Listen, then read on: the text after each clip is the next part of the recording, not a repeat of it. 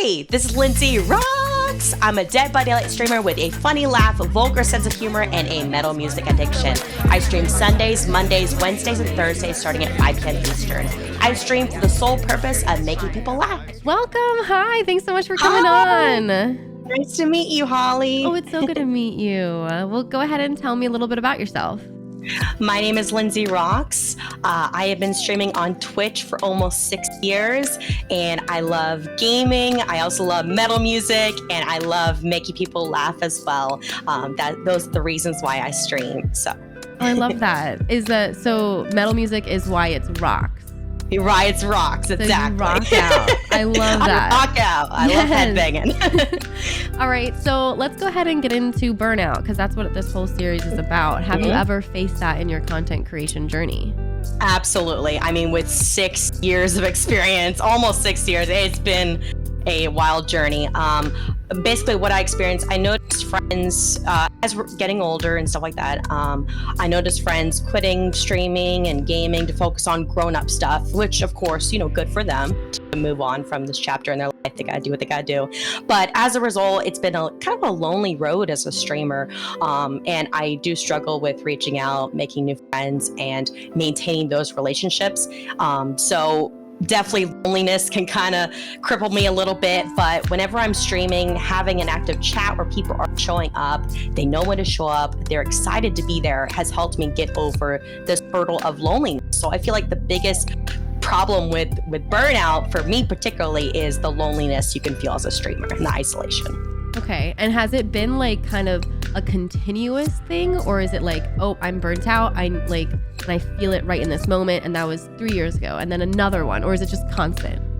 It's become more recent, just like I said, with people just growing up and growing older and getting past this phase in their life. And while I'm still doing it, everyone else is kind of going their own separate ways, I'm still doing it. So I kind of feel like I'm one of the outcasters a little bit. So it definitely can hurt in a way. But I focus on the people who are actually there and who do show up, and it does help me a lot get over that.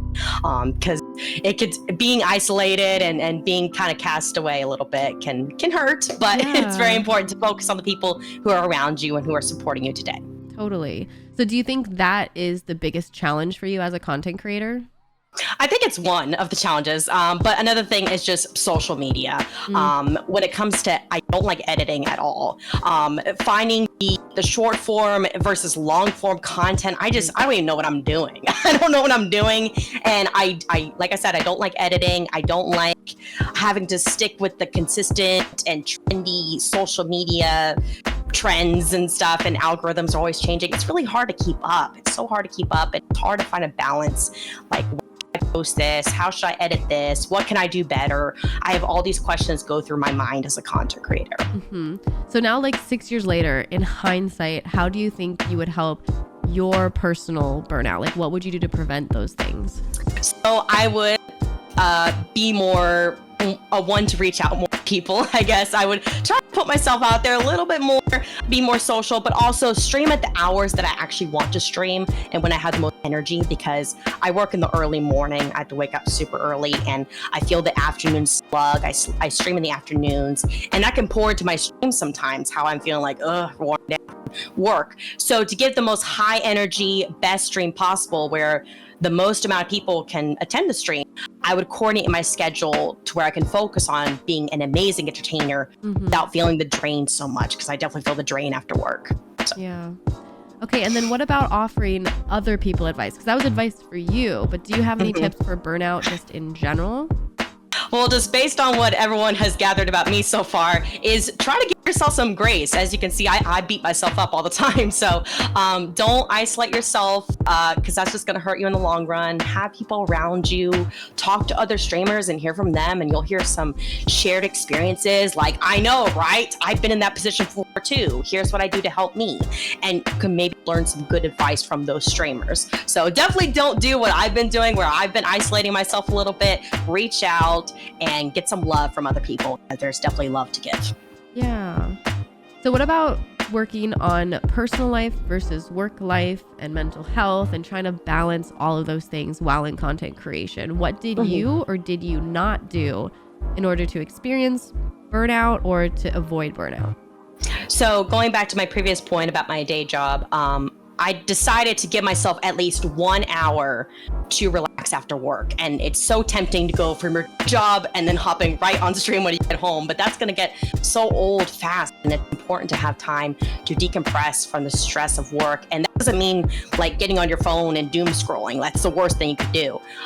It's doing self-care that you didn't make time for, that you can make time for now, like going on a bike ride, taking a bubble bath, whatever works for you.